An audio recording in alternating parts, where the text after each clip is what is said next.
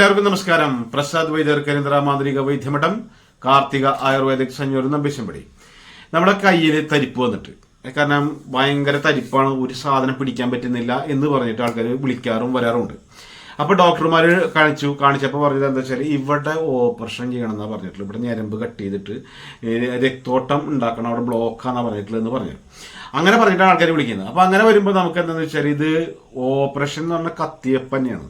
അപ്പൊ അതിന് ബോധം കെടുത്തണം, അനസ്തേഷ്യ ചെയ്യേണ്ടി വരും, അനസ്തേഷ്യ ചെയ്യേണ്ടി വരും, അങ്ങനെ പല പല കാര്യങ്ങളും ചെയ്യേണ്ടി വരും. പക്ഷെ ഇതൊക്കെ കത്തിവെച്ച കളിക്ക് ഇറങ്ങുന്നതിനേക്കാൾ മുമ്പ് വലിയൊരു ചെലവുണ്ട്, ആരോഗ്യ പ്രശ്നമാണല്ലോ.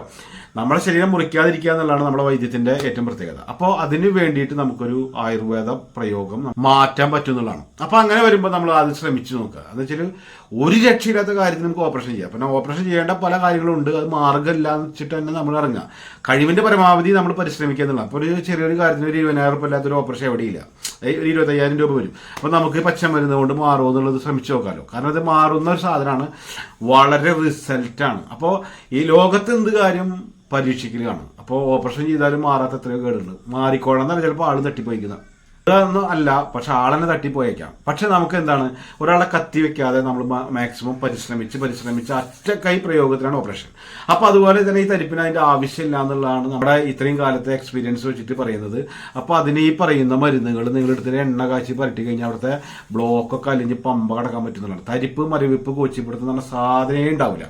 അപ്പോൾ അതാണ് ഈ ചേരുവ നിങ്ങൾ പ്രത്യേകം എഴുതിയെടുക്കുക. ഇതിന്റെ മരുന്നുകൾ നിങ്ങൾ പരിസരത്ത് ചോദിക്കുക. ഇതൊന്നും പറ്റില്ലെങ്കിൽ യൂട്യൂബിൽ അടിച്ചു നോക്കുക ഈ മരുന്നുകൾ ഏതാണ്, എന്നിട്ട് പറമ്പീന്ന് പറിച്ചുകൊണ്ടാവുന്ന കാര്യമുള്ളൂ. കാരണം യൂട്യൂബിൽ ഇല്ലാത്ത മരുന്നില്ല. ഗ്രന്ഥങ്ങൾ എന്ന് പറഞ്ഞപ്പോൾ യൂട്യൂബായി മാറി. കാരണം ചില എന്ത് തപ്പിയാലും യൂട്യൂബിൽ നിന്ന് കിട്ടും. അപ്പൊ അതുകൊണ്ടാണ് എടുത്തു പറയുന്നത്. അപ്പൊ ഇത് എഴുതി വെക്കുക, എന്നിട്ട് ഈ പറയുന്ന പോലെ ചെയ്യുക.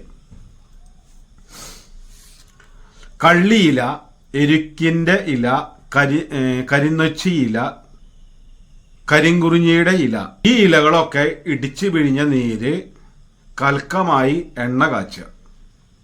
ഇത്ര വേണ്ടുള്ളൂ. കാരണം വെച്ചാല് കള്ളിയില, എരുക്കിന്റെ ഇല, കരിനൊച്ചിയുടെ ഇല, കരിങ്കുറിഞ്ഞിയുടെ ഇല, ഇവ ഇടിച്ചു പിഴിഞ്ഞ നീര് എടുക്കുക. അതിൽ കടുകെണ്ണയും വേപ്പെണ്ണയും കൂടി ചേർത്തിട്ട് കാച്ചിട്ട് നമ്മളതെന്താണ് ഈ തരിപ്പുള്ള ഭാഗത്തണ്ട് പരട്ടി കഴിഞ്ഞാൽ, അപ്പോൾ ഈ ഇടിച്ച് പിഴിഞ്ഞ നീരെടുത്തിട്ട് നമ്മൾ കടുകെണ്ണയും വേപ്പെണ്ണയും കൂടി വാങ്ങിയിട്ട് അതിലിട്ട് കാച്ചിട്ട് അത് ആ കൽക്കം വേറെ ഇട്ട് വന്നു കഴിഞ്ഞാൽ ഈ എണ്ണ ഊറ്റിയെടുക്കുക. അത് നമ്മൾ കയ്യിൻ്റെ മുകളിൽ എവിടെ തരിപ്പ് വെച്ചാൽ അവിടെ പറ്റിയിടുക.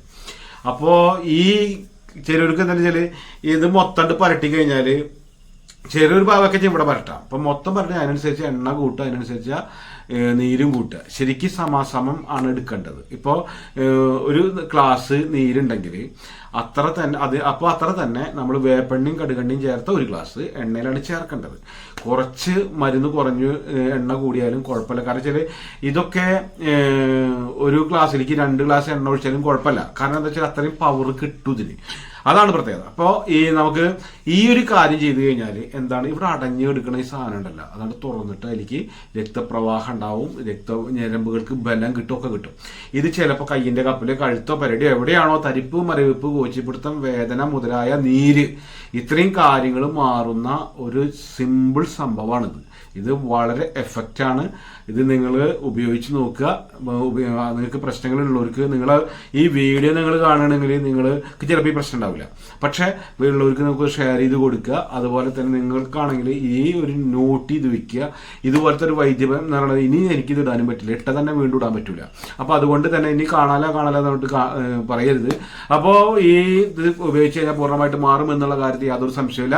വൈദ്യം ജ്യോതിഷം മാന്ത്രികം എന്നുള്ള വീഡിയോകളാണ് അപ്ലോഡ് ചെയ്യാറ്. ആദ്യമായിട്ട് ചാനൽ കാണുന്നവരാണെങ്കിൽ ചാനൽ സബ്സ്ക്രൈബ് ചെയ്യുക, ബെല്ലൈക്കൺ അമർത്തി കഴിഞ്ഞാൽ വിരൽ തുമ്പിലുണ്ടായിരിക്കും വൈദ്യർ.